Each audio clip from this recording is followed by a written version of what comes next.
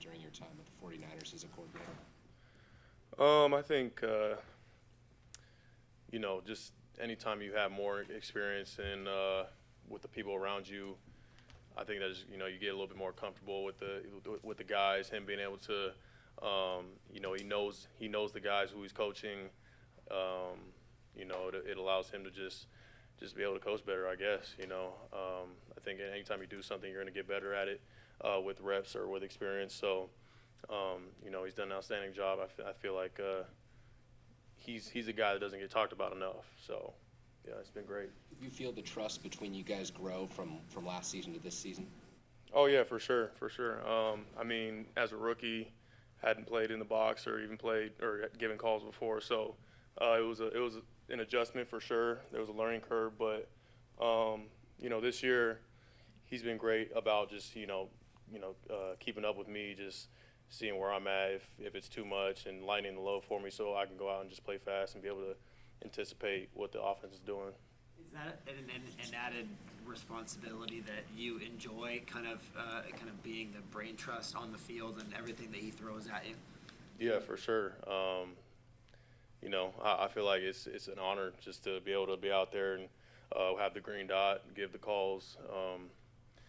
I take a lot of pride in that, and I try and make sure I'm the most prepared every single week with my own preparation individually, outside of our meeting rooms and stuff like that. Just making sure I'm watching tape. What kind of challenge does Travis Kelce provide that's unique to tight ends around the league?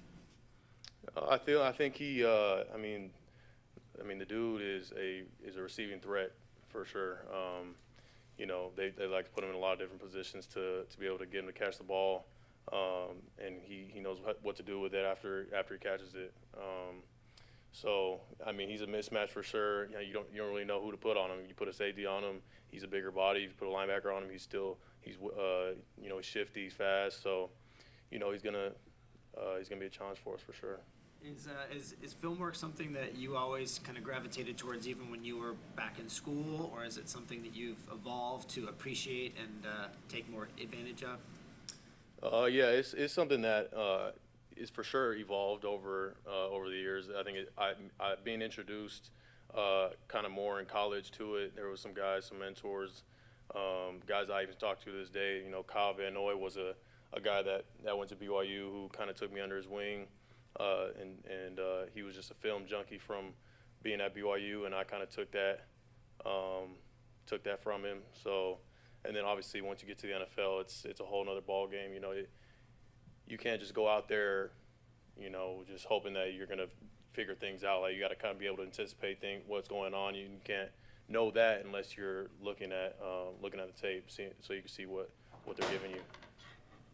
I'm sure you've been asked this before, but there's a long, proud tradition of linebackers here, especially in the recent past. Just to be part of that and to be so successful, so fast after being part of that lineage, how important is that to you?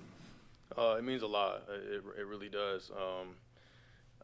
Last game, I've talked to Patrick Willis a couple times, but he was on the field and we just had a little encounter where he gave me a handshake before the game, and we just shared that little moment. But you mentioned it. This organization has a long history of having great linebackers, and I knew ever since I stepped on this team that I wanted to fall in line and just work my butt off every single day to try and be the best player I can be. Fred, K'Wan Williams, one of the more overlooked players on your guys' defense. He can help you guys in the box or just coverage, and got a strip sack on Aaron Rodgers. What can you say about the guy that he can just play almost like a linebacker amongst you guys, and how he just grinds every day? Yeah, you're right. I think he does get overlooked a lot. I mean, I don't even think people talk about the strip sack a lot just from what I've been seeing. But I think it's just because he puts his head down and he just works day in and day out. He doesn't try and look for praise or any of that. I mean, the guy, he does it all for us. He's unwavering.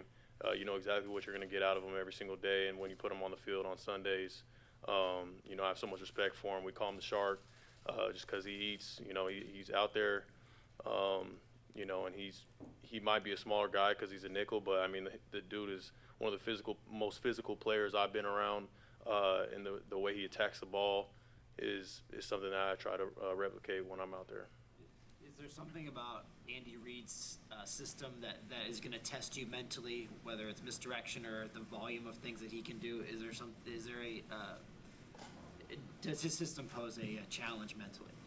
Oh yeah, of course. I mean, not just to myself though. That's just to the entire defense in general.